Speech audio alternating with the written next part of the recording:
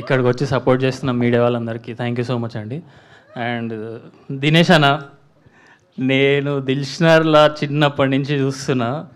అంటే నేను చిన్న ఉన్నప్పుడు మీరు షార్ట్ ఫిల్మ్లు తీసేటప్పుడు అప్పటి నుంచి ఫాలో అవుతున్నా.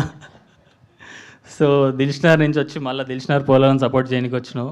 థ్యాంక్ యూ సో మచ్ అన్న. నేను ఇప్పుడు దాకా ఒక్కటే ప్రీ రిలీజ్ ఈవెంట్కి వెళ్ళినా, అది ఫలక్నామా దాస్.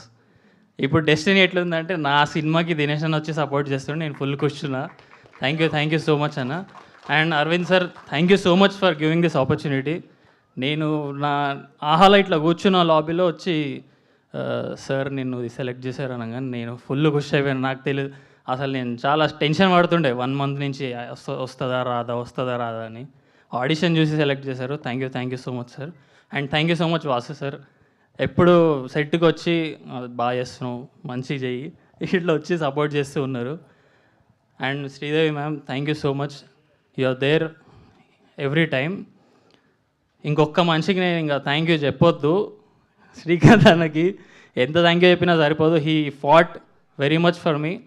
ఈ దీవానాలో మీకు వన్ సైడ్ లవ్ స్టోరీ ఎట్లయితే కనిపిస్తారో, దోస్తాన్ అనేది ఏందో చూపిస్తాను నేను. అసలు హైదరాబాద్లో దోస్తాన్ చేస్తే ఎట్లుంటుందో, హైదరాబాద్ పోరోలు దోస్తాన్ చేస్తే ఎంత జాన్ ఇస్తారో చూపిస్తా. అది రాసినందుకు శ్రీకాంత్ అన్నకి థ్యాంక్ యూ సో మచ్ అన్న.